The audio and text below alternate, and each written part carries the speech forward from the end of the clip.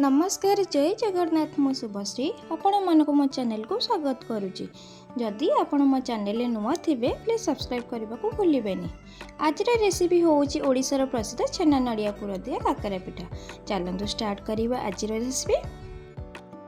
काकरा पिठा करबा पई मो सुजी 150 ग्राम नेइची, दही छेना नड़िया गुड़ आउ फ्लेवर पई गोलमरिच गुंड नेइची। आपण दही छेना बदल रे क्षीर छेना मध्य नै परिबे। एबे कड़ाई बसई प्रथमे छेना को भल भाव में भाजीदेवा जेमिति कि सेतिरे थिबा सब पानी बाहरी जिवो। एबे सेही कड़ाई रे गुड़ को नहीं मेल्ट करदेवा।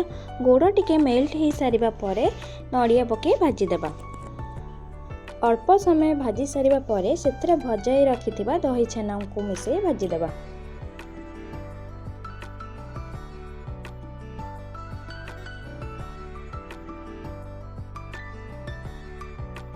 एबे सुजी जंतिबा पई सेही कड़ाई रे अल्प पानी नै जिबा एवं स्वाद अनुसार लूण पकई देबा।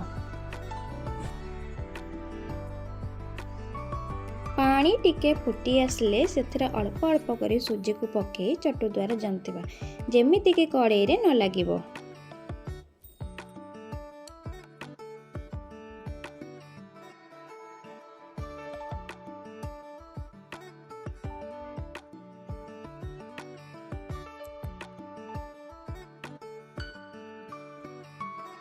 एबे सुजी जंती सारिबा परे गोटे प्लेट को काढ़ी हाथ रे पानी दे चकटिबा जेमिति सेतिरे किछि बिंडा न रहइबो।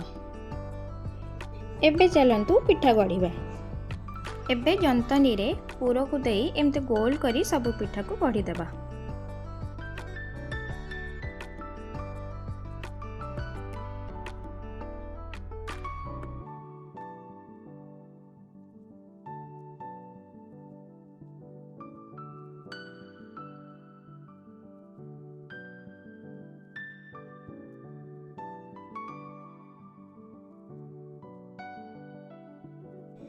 एबे सबु पिठा गढ़िबा सरीगला।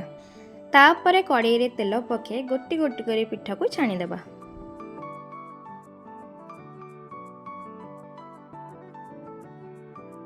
पिठा को कम आंच दे छाणीबा ब्राउन कलर होला पर्यंत।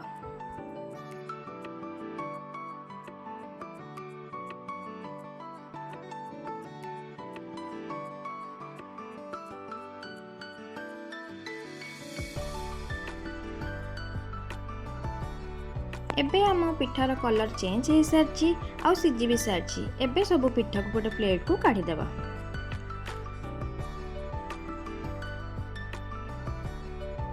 एबे बाकी सब पिठा को सेमती भाव में छाणी देबा।